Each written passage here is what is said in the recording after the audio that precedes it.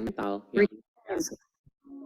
Walaupun begitu, tetap saja beberapa orang memutuskan untuk keluar setelah mereka diterima di akademi. Banyak psikolog berusaha mencari tahu kenapa ada orang yang bertahan dalam kondisi keras di akademi militer dan sebagian tidak. Ternyata, taruna yang berhasil melewati tahun pertama mereka di West Point memiliki karakter yang sama dengan orang yang berhasil bertahan dalam karir yang menantang. Karakter itu adalah grit. Sebagai informasi, West Point memiliki 2 bulan orientasi taruna baru. Di masa ini, banyak taruna yang drop out.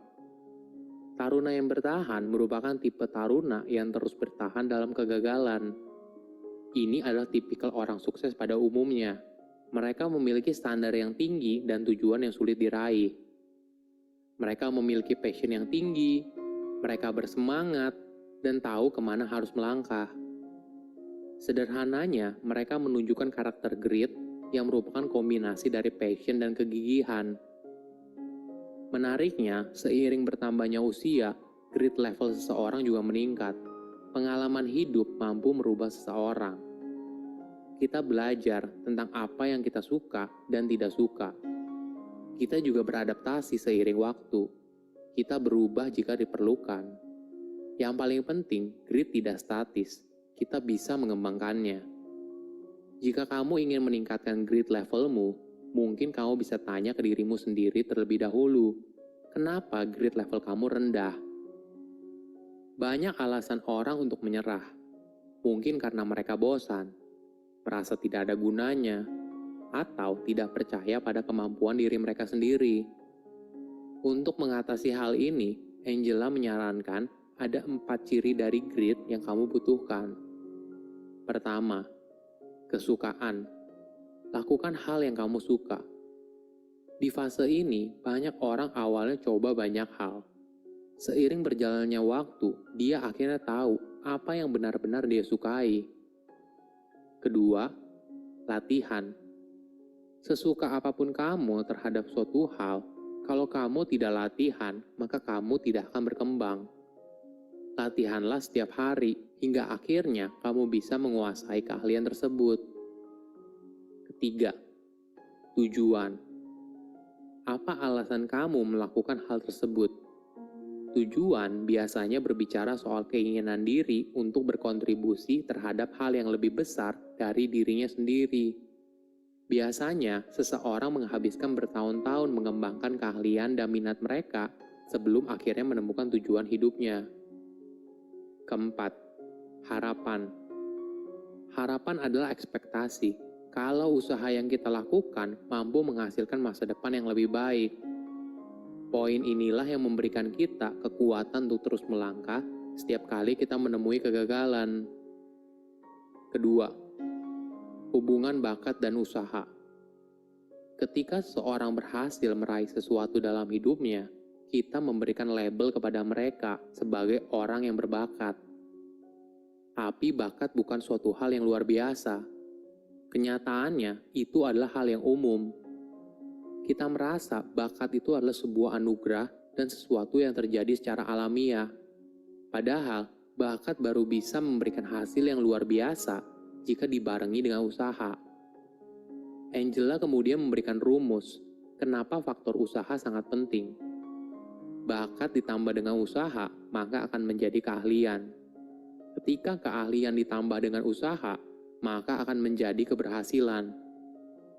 Dalam rumus ini, usaha dihitung 2 kali. Usaha akan membangun keahlian, dan usaha juga yang akan membuat keahlian menjadi produktivitas. Formulanya adalah, usaha mampu membuat seseorang melakukan suatu hal terus-menerus. Tidak peduli seberapa sulit, pengulangan akan membuatnya menjadi mudah.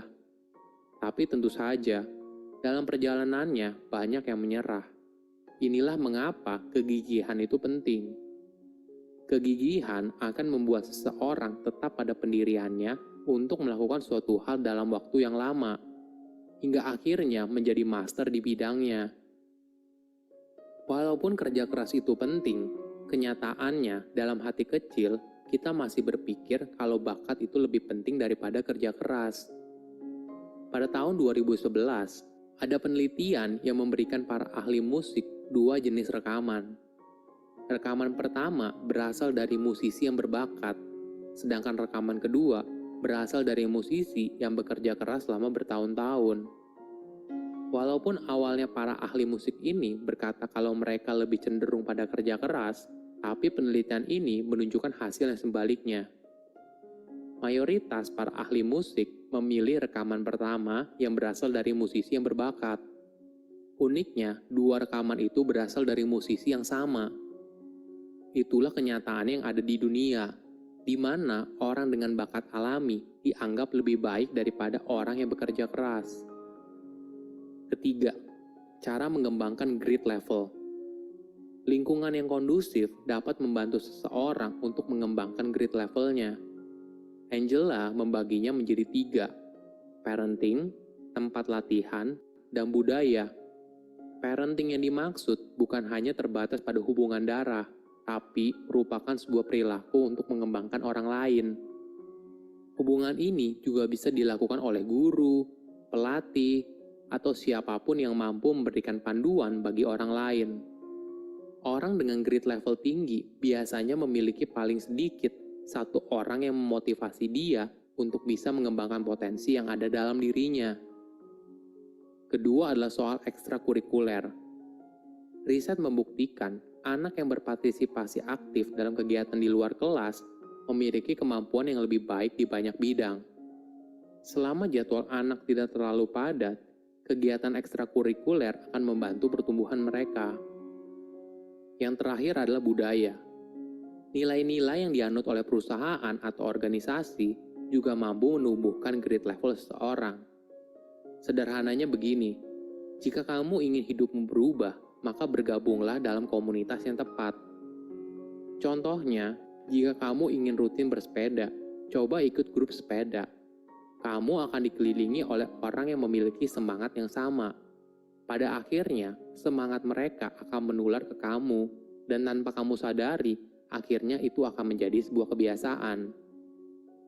Potensi dalam diri itu penting, tapi jauh lebih penting adalah kerja keras yang kamu lakukan. Grit merupakan resep yang membantu kamu terus berjuang walaupun kondisi tidak mudah. Silakan komen di kolom komentar pelajaran apa yang kalian dapat ketika baca buku ini. Selain itu, komen juga mau buku apa lagi yang saya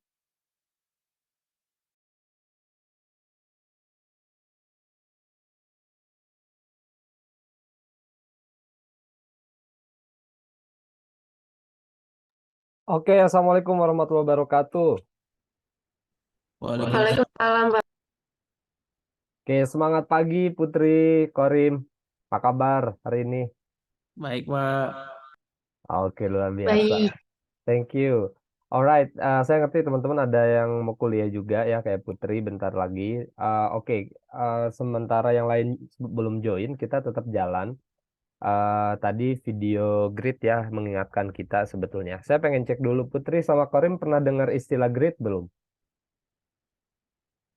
Belum, Pak. Belum ya. Nah, itu bisa ditelusuri lebih lanjut dari aslinya ya, pengarang aslinya Angela siapa tadi ya.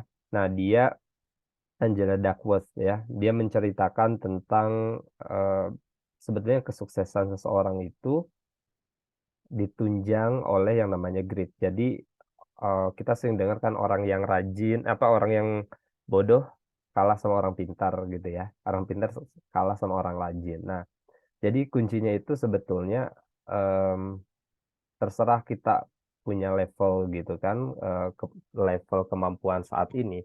Yang terpenting itu adalah kita punya kegigihan. Nah, grit itu sebetulnya lebih ke arah kegigihan kalau menurut saya. Jadi orang gigih itu karena apa? Biasanya karena passion, ya karena seneng, terus akhirnya ya walaupun jatuh berkali-kali ya dia enjoy. Ada yang kedua karena memang dia tekun gitu ya. Ya memang saya agak suka dengan pekerjaan ini, tapi saya terus aja latihan karena saya tahu tujuan saya, kan tahu harapan saya. Apapun itu motivasinya, itu sebetulnya kegigihan itu yang berpengaruh. Jadi eh, bakat, tadi dibilang ya bakat itu sebetulnya harus dibarengi dengan usaha. Jadi bakat aja gak cukup, harus ada usaha sehingga jadi yang namanya keahlian. Nah, keahlian aja ternyata nggak cukup, perlu ada usaha, artinya ada kerja keras lagi di situ. Jadilah keberhasilan. So, kalau menurut saya sih teman-teman apapun bidangnya gitu ya, eh, apapun yang kalian akan tuju nantinya, pesan dari video itu adalah milikilah kegigihan gitu. Bagaimana menumbuhkan kegigihan itu bisa dilihat apa sih passion kita biasanya. Jadi itu mungkin akan lebih ringan kalau mulai dari enjoy ya, sesuatu yang kita nikmatin. Kemudian yang kedua, kalian harus punya tujuan dan harapan. Walaupun misalkan sesuatu itu tidak begitu kita bisa nikmatin, tapi kalau kalian tahu bahwa di situ saya bisa mendapatkan sebuah harapan, kalian akan tetap fight juga gitu. So itu kuncinya dan kalian bisa terus lebih lanjut grit dan saya yakin ini juga menjadi bagian dari eh, kriteria bagaimana seseorang itu bisa more employable ya atau tidak. Kalau saya dilihat dari sejauh mana mereka bisa tahan terhadap krisis ya, terhadap tantangan. Oke, video pembuka tadi sebetulnya sangat bagus ya untuk kita renungi terus dan ini juga berhubungan dengan previous topik ya tentang bagaimana leadership itu berperan dan juga beberapa karakter yang harus dimiliki oleh kita di dunia karir ataupun bisnis. Jadi sekaligus itu juga merecap apa yang sudah kita pelajari last week tentang leadership and millennials. Oke, nah sekarang masuk ke agenda kedua ya. Setelah recap itu kita masuk ke agenda kedua yaitu sharing session dari Putri. Ada ini juga jadi contoh nanti buat Karim untuk bisnis plan-nya. Putri akan menampilkan topik tentang digital marketing experience-nya selama di previous internship program. Nah, setelah itu nanti kita akhiri ya, atau ada sesi Q&A terus kita akhiri ya. Kalau ada teman-teman yang lain, kita sedikit bahas tentang content planner ya, tapi kita tetap akan selesai maksimal di 6.30. Oke, Put, time is yours. Oke, bentar ya, Pak. Oke, santai. Mau share screen, saya kasih ini juga Iya, boleh. akses. Alright.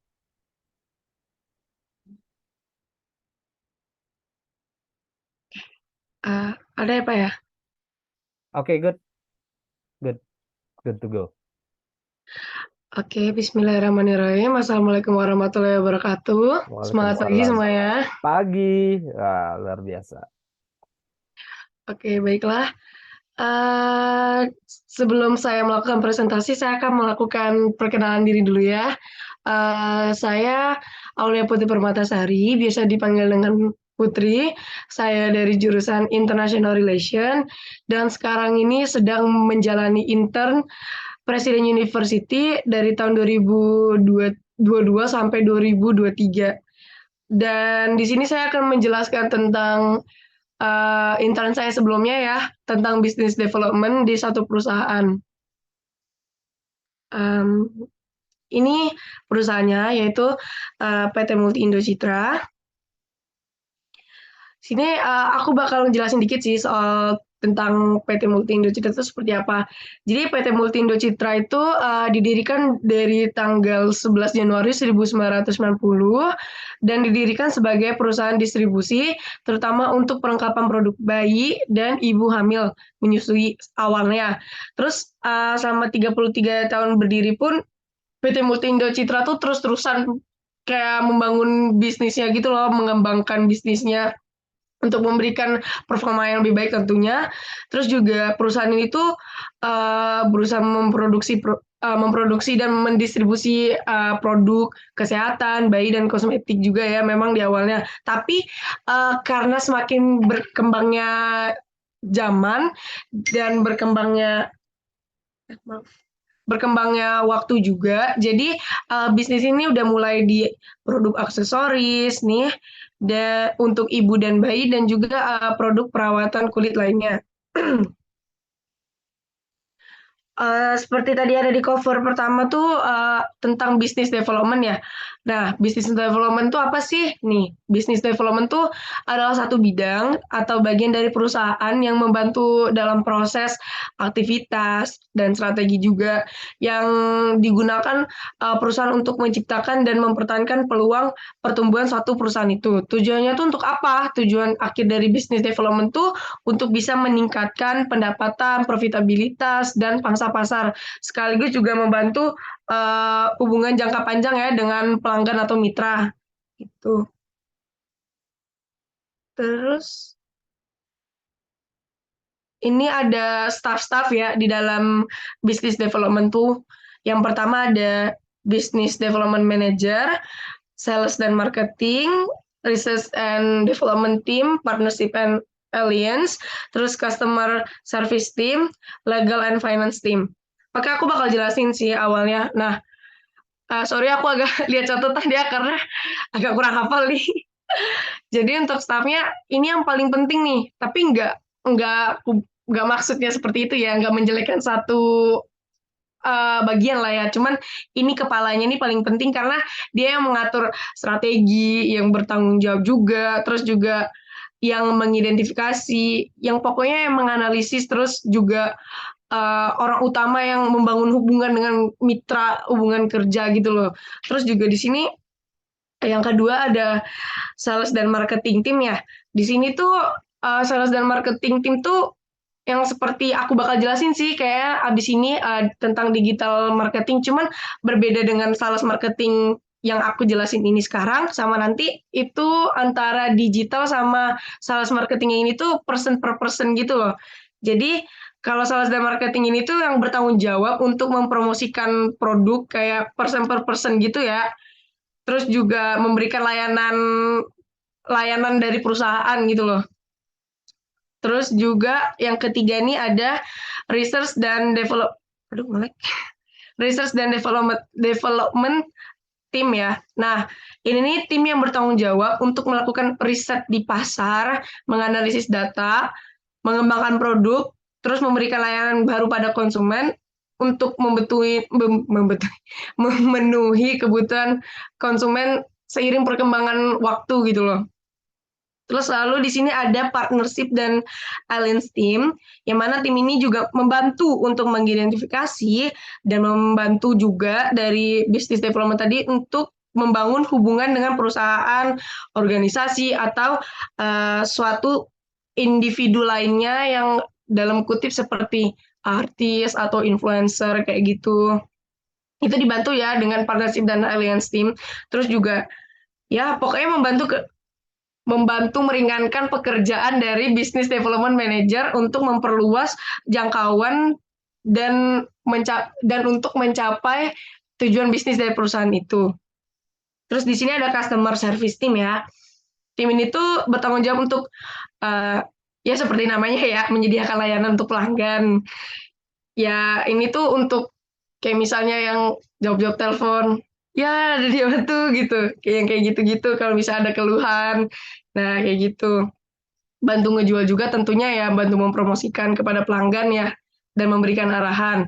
Terus juga legal and finance team ini yang paling penting juga setelah business development manager, karena ini tuh dia yang mengurus hukum perusahaan, terus juga keuangan, terus juga negosiasi kontrak antar perusahaan, pengelolaan anggaran, dan bantu mengawasi karyawan-karyawan yang ada di situ. Pokoknya yang megang keuangan sama hukum itu yang legal dan finance team ini. Oke. Lalu gini kita mulai masuk ke digital marketing ya. Apa sih digital marketing itu ya kira-kira? Oh, sorry. Jadi digital marketing itu adalah satu pemasaran yang mengacu pada penggunaan berbagai saluran dan teknik digital untuk mempromosikan dan memasarkan produk atau layanan di platform online atau sosial media, terus email, situs web, TV, gitu-gitu, untuk bisa menjangkau audiens ya orang atau penonton gitu secara potensial kayak gitu. Terus juga dengan memanfaatkan marketing ini juga bisa membangun merek ya tentunya, karena melalui internet dan juga meningkatkan penjualan dan pendapatan. Terus juga kita masuk nih di pentingnya digital marketing. Yang pertama tuh ada jangkauan audiens yang lebih luas. Tentu dong, pasti tahu ya kalau misalnya marketing zaman dulu kan dilakukan secara tradisional ya, persen per persen. Kalau misalnya digital marketing ini kan kenapa dibilang lebih luas? Karena kan sekarang kan internet tuh udah jauh banget ya berkembang dari zaman dulu gitu. Sekarang orang udah pada pakai media sosial, internet kayak Facebook, IG lah, TikTok lah untuk mempromosiin. Terus juga peluangnya tuh lebih oke karena audiensnya tuh kita nggak berpacu sama ini aja, tapi kita bisa ke kaula muda atau ke orang tua juga bisa. Dan juga nggak ini ya, iklannya tuh nggak kayak gimana ya, kayak bertarget juga gitu loh. Karena dia itu bisa, kan tadi kan dianalisis ya, kalau misalnya dianalisis nih dari kayak misalnya kita target pemasaran minggu ini, kita mau nargetin kaula muda, nanti kita bikin platform kayak untuk kaula muda, atau mungkin kita nargetin untuk orang-orang di atas 30 30 tahun, 40 tahun yang udah ibu-ibu gitu. Mungkin nanti bikin platform yang isinya kaula muda dan ibu-ibu. Jadi kan jadi gampang ya untuk di searchingnya gitu. Dan ya menentukan minat kita sih mau arah kemana gitu kan, mau pembelian apa gitu loh, apa yang dibutuhkan, hemat biaya juga. Kalau misalnya zaman dulu tuh kayak kita marketing nih, kita harus pakai ongkos dari rumah ke tempat kerja, dari tempat kerja ngumpul lagi sama teman, ngongkos lagi ke mall atau ke tempat-tempat rame atau tempat-tempat konser event kayak gitu. Itu kan ngeborosin ongkos banget kan. Tapi kalau misalnya digital marketing tuh enggak, ya capek waktu sih. Tapi ya hemat biaya, cuman capek aja, capek tenaga ya tentunya ya, kayak kita harus ngedit, ngecek-ngecek ulang. Apalagi kalau misalnya salah ketik nih, nanti kan kita kan kalau digital kan kayak langsung nge-share nih ke TV, ke koran misalnya majalah atau ke IG, ya ke media sosial gitu. Ya pokoknya harus double job sih kalau misalnya digital marketing, emang agak capek aja sih. Terus juga masuknya umpan balik waktu nih, karena dari kampanye itu kan umpan balik waktu yang aku maksud tuh kayak gimana ya, aduh sorry. Kayak kan tadi kan bertarget nih, umpan balik waktunya tuh kadang tuh 50-50, kadang tuh bisa jelek, kadang bisa bagus, kayak gitu. Tapi gak terus-terusan jelek, gak terus-terusan bagus. Kalau misalnya zaman dulu nih, kayak misalnya apa sih namanya, demonstrasi ya, kayak ngomong ke orang-orang beli ini, beli ini, beli ini, beli ini gitu loh. Eh, Kak ada browser ini nih, Kak beli ini nih. Kayak dulu kan orang kayak ngambil, lihat, buang gitu kan. Itu kan boros juga iya kan. Makanya tuh tingkat konversi itu meningkat juga karena pesan yang kita sampein juga tersampaikan gitu loh. Kalau misalnya secara digital dan juga kayak nggak ngabisin banyak kos yang tadi aku udah bilang, terus juga pesannya dipersonalisasikan gitu loh. Itu sih mungkin dari aku tentang digital marketing. That's a wrap. Aduh, gimana nih Pak? Sudah ya, selesai ya? Iya udah. Oke, thank you, Dikit Put. banget ya Pak ya. Oh, enggak, aman-aman. Oke, Maaf, aku mau ngasih kegiatan sih nih. oke, Ini boleh kegiatan. lupa tadi nge-like. Ini kegiatannya aku ada konten ya. Konten review dan photoshoot.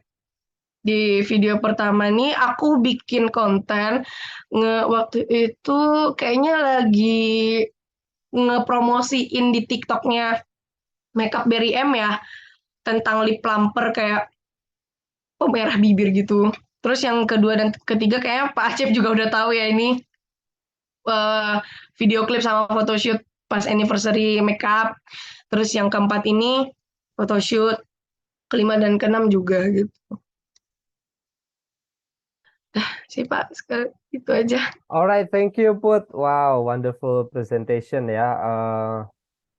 apa namanya tadi dimulai dari perkenalan dari company di mana Putri udah intern ya kemarin, kemudian eh, tadi juga Putri udah lanjutkan ya setelah overview tentang company profile, staff, dan juga divisionnya, terus masuk tadi ke digital marketing. Nah, digital marketing ini kan berarti di bawah sales and marketing, betul ya tadi? Apa business development? Sales and marketing maksudnya Oh, gimana? oh iya, maksudnya tadi tugas Oh, tugas digital marketing itu di kalau enggak maksudnya bawah. gini loh Pak, kayak misalnya yang tadi kan kita back dulu ya.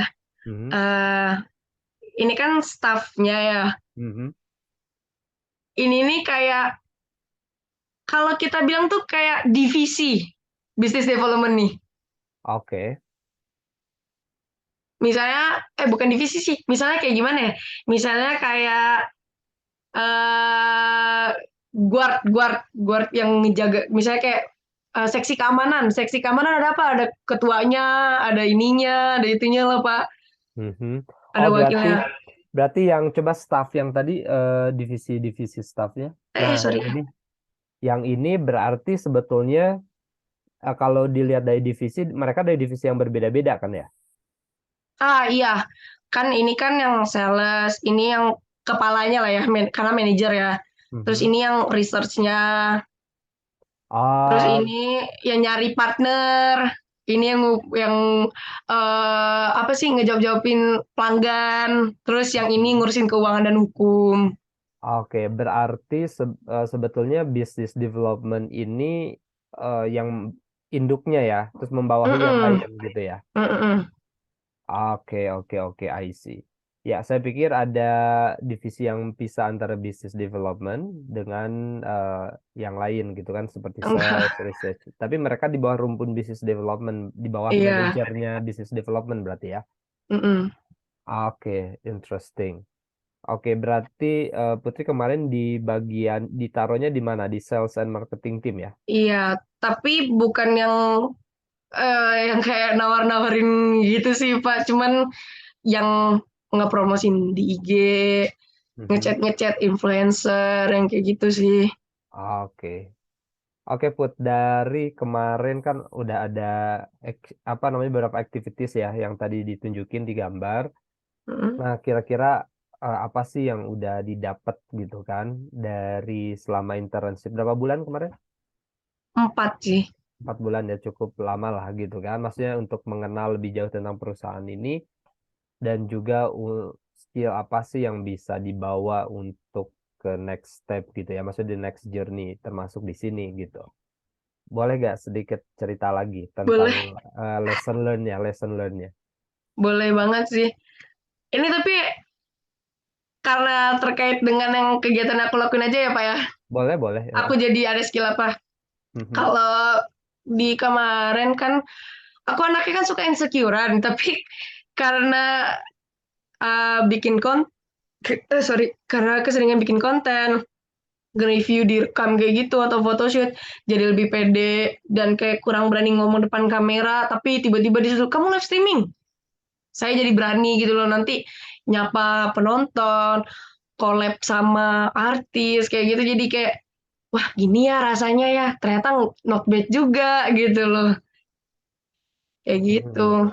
Oke, berarti lebih ke personal development, lebih kelihatan berubah ya, maksudnya ke arah yang lebih baik. Mm-mm. Oke, insecure, jadi lebih pede. Nah, kalau dari skill itu sendiri, maksudnya kan itu lebih ke apa ya, personal development ya, soft skill lah bisa dibilang. Tapi kalau hard skill yang yang isinya kelihatan teknis gitu, apa? Duh, susah ya Pak ya, karena digital marketing ini kan jatuhnya kayak marketing ya, kayak bersosialisasi ya. Mhm, Sama aja kayak soft skill kan. mhm. Jadi ya saya lebih ke berkembangnya tuh ke arah sana karena memang fokusnya tuh ya udah marketing aja tapi kamu digital gitu. Oke, oke, oke. Nah, tapi Pak yang di digital marketing tuh ada beda-bedanya lagi Pak. Jadi nanti ada yang ngedit video, ada yang ngedit foto, ada fotografernya, beda-beda. Kalau misalnya saya tuh fokus nyari influencer yang mana ya gitu loh. Terus nanti kalau nggak restock barang, bantu restock barang ke counter, kayak misalnya di Watson atau di GI. Terus juga ikut-ikut meeting juga tentunya iya ya. Terus juga live streaming. Kadang saya jadi hostnya, nyapa-nyapa penonton kayak gitu. Mhm. Wow, Gitu sih. menarik. Nah, terakhir sih pertanyaan dari saya, mungkin nanti Karim juga boleh bertanya gitu ya. Nah, yang influencers ini kemarin berapa banyak influencer yang dikontak, terus juga mereka sebetulnya dikhususkan untuk ke bagian apa? Untuk membantu digital marketing perusahaannya tempat Putri ini magang. Oh, kalau misalnya kemarin sih ada dua ya. Ada Nanda Arsinta sama Tasya Farasya ya. Hmm. Tapi itu di email sih, Pak. Bukan dari PC person saya, cuman emailnya juga email perusahaan. Cuman saya yang disuruh ngechat Hmm. Mereka gitu. akhirnya mau ya atau Mau, ada juga kok Pak itu di akunnya. Mau. oke. Hmm, hmm, hmm, hmm. Menarik, menarik. Oke, sip, sip, sip. Cuman kan karena kayak kamu intern coba deh pegang dua dulu gitu loh. Oke. Nanti kamu yang kirimin barangnya, coba deh pilihin nih. Kamu kan karena intern ya, kamu coba-coba dulu aja gitu loh. Karena ya namanya perusahaan kan agak sulit ya Pak ya, Hmm, gitu kan. hmm, Jadi hmm. kalau intern pasti dikasih dikit mungkin. Ya, porsinya disesuaikan lah ya. Hmm, Hmm, hmm, hmm. Oke. Tapi mereka lebih fokusnya ke endorse produk ya. iya, endorse produk. Kalau nge-live tuh kayak misalnya nih ada mau ngundang bintang tamu untuk nge-live, itu beda lagi Pak. Hmm. Oke. Jadi yang dua influencer itu lebih ke endorse produk ya. Endorse produk sama photoshoot sih. Photoshoot. Oke. Sip, sip, sip. Oke, berarti banyak inilah hal baru dan juga perkembangan ya dari personalnya dan juga tadi Alhamdulillah. dari communication skill dengan influencer juga kan jadi tahu gitu kan. Biasanya kan mereka ada manajernya ya atau langsung ke personal Manajer sih. manajer ya. Heeh. Oke. Tapi Kalau kadang ada juga yang ke personal. Mhm. Oke. Biasanya kan kalau sudah high level gitu ya maksudnya udah high net worth gitu mereka udah punya manajer ya untuk ngatur ya. Mm-mm. Oke. Alright, dari Korim ada pertanyaan? Hmm, Harus bertanya. apa ya pertanyaannya? Eh, betah nggak kerja situ? Betah capek juga ya karena dari Cikarang ke sana sih. Oke, oke. Oke, jadi enjoy so far lah ya di internshipnya. Oke, good. Mhm. Alright, paling gitu sih. Thank you ya Put udah sharing buat kita dan ini kan juga ada rekamannya buat teman-teman yang lain bisa juga watching nanti. Em, next meeting nanti ada business plan topik dari Korim, kurang lebih sama lah. Tadi kan kalau saya lihat di angka 10 menitan, nah which is good ya. Bisa nyampe 15 menit gak masalah karena ini lebih fleksibel. Tadi kalau saya coba sedikit kasih review ya. Eh, s- Putri itu udah enjoy so far ya, karena memang mendalami banget gitu ya, mendalami banget pengalamannya gitu. Jadi tadi enjoy menyampaikannya, sangat antusias. Kemudian juga eh, well structure ya, well structure ini mulai dari big dulu gitu kan, kayak overview company profile, staff, kemudian langsung masuk ke digital marketing. Nah, di situ kan eh, kita bisa belajar bagaimana struktur perusahaan itu dibangun, disusun gitu kan. Mulai dari tahun 90 kan itu perusahaan yang cukup berpengalaman gitu. Nah, dari situ kita belajar juga dari segi bisnis gitu kan. Bagaimana pembagian tugas itu dilakukan dan memang gak bisa sendiri, gak bisa hanya satu divisi gitu kan. Kayak tadi business development ini kan as a guard, kemudian mereka punya misi besar untuk expand ya, untuk expand. Nah, untuk expand ini kan nggak bisa ditunjang oleh satu gitu, nggak hanya misalkan sales and marketing aja, mereka akan kewalahan kalau tidak ditunjang misalnya dengan financial staff-nya gitu kan. Kemudian tadi ada juga dari legal and finance ya, misalnya urusan legalnya juga. Kalau misalkan terjadi apa-apa, ya urusan legal kan yang nanti yang maju gitu kan. Kalau misalnya terjadi ada atau orang yang istilahnya tidak suka copyright dan sebagainya, kan legal yang akan masuk nanti. Iya, benar. Itu luar biasa sih. Eh Kemudian tadi dilanjutkan juga Putri tentang activitiesnya. Nah, itu kan memberikan gambaran ke kita apa yang dilakukan so far di saat interns itu, gitu kan. Jadi semakin kita terconvince tentang apa yang sudah eh, Putri lalui, sehingga kita teryakinkan bahwa oh, ini pelajaran-pelajaran yang memang sesuai dengan di lapangan gitu. Kemudian yang terakhir tadi di beberapa bukan makna sih, teori lah ya.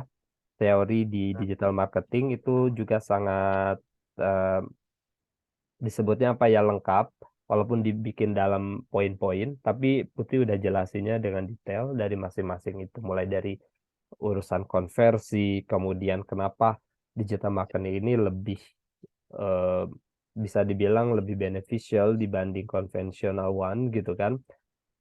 Although to some extent mereka teknik ini juga punya ini apa namanya, semacam area of improvement atau mungkin disadvantage-nya gitu ya. Tapi kalau tadi dibandingkan dengan kegiatan demo produk gitu kan, bisa ke rumah-rumah atau langsung direct selling, itu mungkin eh, kita tidak begitu lagi melihat itu sebagai efektif gitu kan. Jadi perlu ada yang namanya online online marketingnya. Nah, ini bagus ya, terutama di jasa juga itu kan nggak lihat ya, kita nggak lihat apa namanya yang kita jual, tapi testimoni, kemudian awareness, endorsement itu akan membantu ke sales ya, ke peningkatan penjualan. Terus tadi juga di sesi Q&A, Putri udah cerita banyak juga tentang apa yang udah didapat so far dari segi personal development-nya, yang awalnya insecure jadi lebih confident gitu, dan mudah-mudahan ini bisa terus juga ditingkatin, diasah dengan cara ya sekarang Putri ada di sini, ditunggu juga apa namanya ide-idenya, bagaimana yang sudah tadi bagus itu semakin diasah lagi di sini. Tentunya mungkin kita akan merasa ini berkembang kalau kita aplikasiin. Jadi jangan sampai ada apa namanya skill-skill atau ilmu-ilmu yang didapat sebelumnya itu tertimbun gitu. Jadi eh, terus pay attention kepada apa yang sudah didapat ini, kemudian bagaimana men-sharpen gitu kan, mengasah gitu. Tentu eh, kalau orang yang udah punya pengalaman di luar, maksudnya di company lain, terus ngelihat ke sini, oh, kayak ini ada area-area nih yang bisa saya usulkan gitu.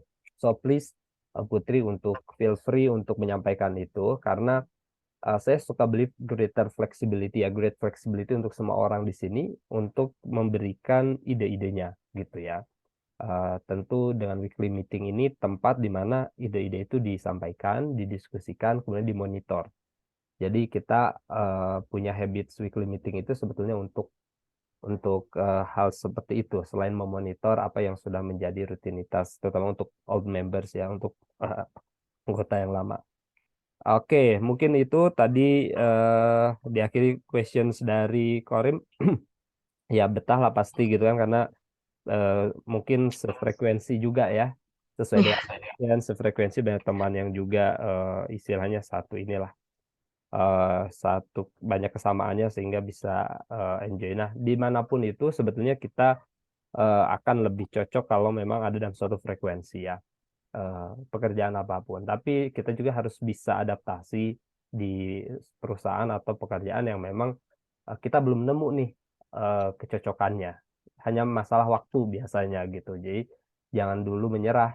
Kalau kita misalkan masuk ke satu lingkungan baru, well mungkin ada tantangan tapi biasanya menunggu waktu untuk betah gitu ya. Atau bisa saja nggak nemu, ya bisa saja gitu.